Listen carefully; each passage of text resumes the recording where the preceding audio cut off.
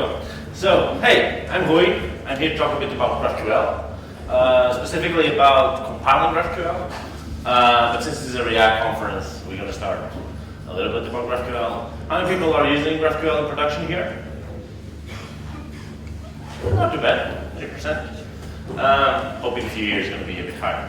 I know that Glenn gave a workshop on how to use GraphQL. First, again, very thankful to our sponsors, otherwise we couldn't be here. But off we go. So, GraphQL. So this is a GraphQL query. Here, it's displaying a product and getting some price information. What does GraphQL give us? So one of the things it gives us to people who are maintaining facades and providing APIs to our consumers is a big inversion of control, right? So the front end gets to define what they want to get. And my job is not to figure out the best endpoint for you or for this use case.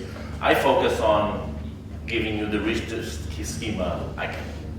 That's my job, right? If I'm providing you a GraphQL API. And there's initiatives like One Graph that you want to connect the whole web, and these kind of initiatives. The style, how you look at a query is very JSON-like. If you see, it's very composable. So the GraphQL part, why it's called GraphQL is because it does come from a graph. So you can have recursive structures, and you can express them in your query and get it like that. So, but why am I here talking about GraphQL? I'm here talking about GraphQL because I come from Zalando. We are the biggest e-commerce fashion platform in Europe. And we decided to bet on GraphQL. And if you're familiar with Zalando architecture, we really love micro frontends. We did this crazy experiment with micro frontends. We have been running them for 4 years.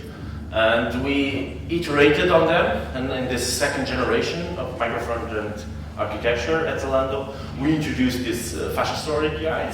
Fashion store is what we call the main website, which is this big facade based on GraphQL. Now, due to the micro frontends, we have kind of a weird, let's say interesting, way of using GraphQL, where our client, this micro frontend orchestrator, calls us with a bunch of queries. Nowadays, we get up to 300 queries in a single request. Why so many? Because the level of resolution on the page of independence is super granular. Literally, like the heart shape can be one of these items, and this can be one query. So we get a bunch of queries, and some are big, some are small, doesn't really matter. Our job as API provider, execute it and execute it fast, because we don't own any data, we are just in the way. So we went with the GraphQL.js, and we roll out to production, our first MVP. We're all happy and excited. And then it was terrible. It's not because GraphQL.js is not good. It's great. It's bloody awesome. But if you have, let's say you have 500 microseconds that you waste in execution of a query. If you're running 100 queries, that's 50 milliseconds. I'm e-commerce. Our customers don't care that we're using GraphQL.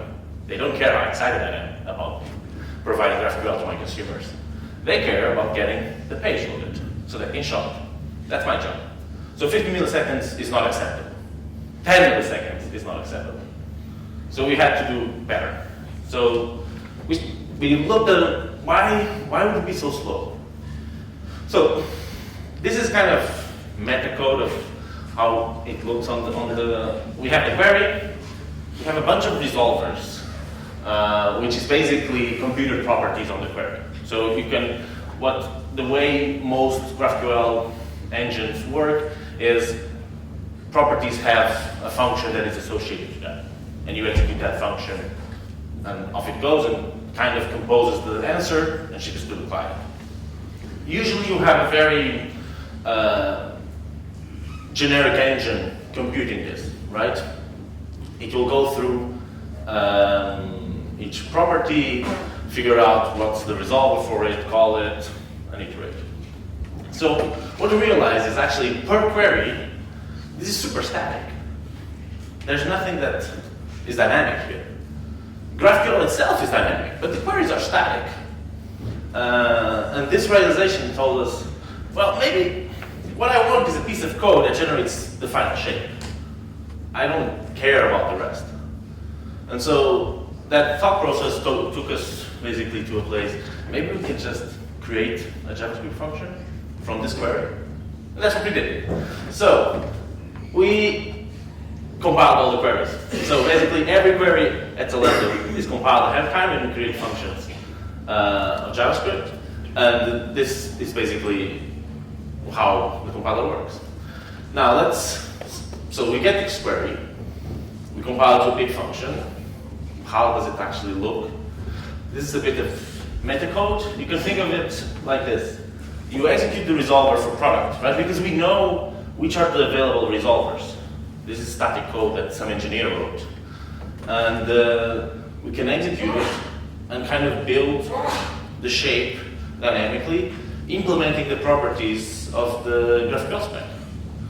And this allowed us to really save on a lot of problems that we observed with GraphQL.js. What were the problems that we observed with GraphQL.js? So one of the things, are you familiar with what runs our GraphQL or JavaScript? V8. Who has learned about V8? Not that many. Okay. V8 is the engine that runs React on Chrome. And the equivalent things would be Crankshaft or JavaScript Core on different browsers. But on Node.js, V8 is the standard. And V8 is actually a wonderful machine. It's able to generate really, really effective code given if you give it JavaScript that does not rely on all the features that JavaScript has. So if you can make sure that you give to V8 a function always is called with a number, and you're not calling the function with a number, a string, and an object, this helps V8 with generating better code. And this is what the compiler achieves, basically, right? Because this shape is now predictable, right? Parent is always going to be an object of the same type. Product is always going to be an object of the same type. And we get more and more predictable, right? And for example, if you have nested resolvers, then we kind of iterate deeper and deeper, and we build a tree. So we can actually try this. I'm not going to write anything. I'm just going to press a button. But this is a demo that if you want to play and see what we are actually generating, this will compile and show what we compiled to. So on the left, you have the query, you have a schema that you can just type in, and you can write some resolvers. If you ever implemented a GraphQL server, this will look very natural to you. So try that and then come and play. When we click execute, then this actually shows what we are compiling. And it doesn't look like human-written code, of course, because it's machine-generated code, but it's a very natural representation of what a human would do if they're trying to output the object while fulfilling the spec of GraphQL. And most of the code, if you go and you're curious about it, is around error handling. That's what GraphQL makes it special about. There are error handling properties, there's propagation of errors, there's guarantees whether GraphQL guarantees a shape, right? If it tells you you're going to get a string, you're going to get a string. If it tells you you're going to get a number, you always get a number. You never get a string in the place of a number, for example, right? And most of the generated code is dealing with this. So if you're curious, you can go and have some fun. And now, did it actually work? What do you guys think?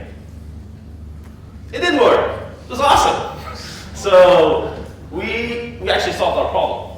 This was actually what made us be able to use GraphQL. We still have deep issues with GraphQL, memory usage, and we are working on this because now that you have a compiler, we don't need to output objects. We can go directly to the socket, for example. And this is what we are currently exploring with this compiler and trying to stretch it further. So I expect these numbers to get better. If you're interested in this, this is open source. Zalando is very friendly of open sourcing things that can help the community. And I encourage you to see our Zalando incubator. It has a lot of projects, not only about GraphQL, but a lot of Node.js projects are there, including our previous generation micro frontend solution. That's there also. And thank you.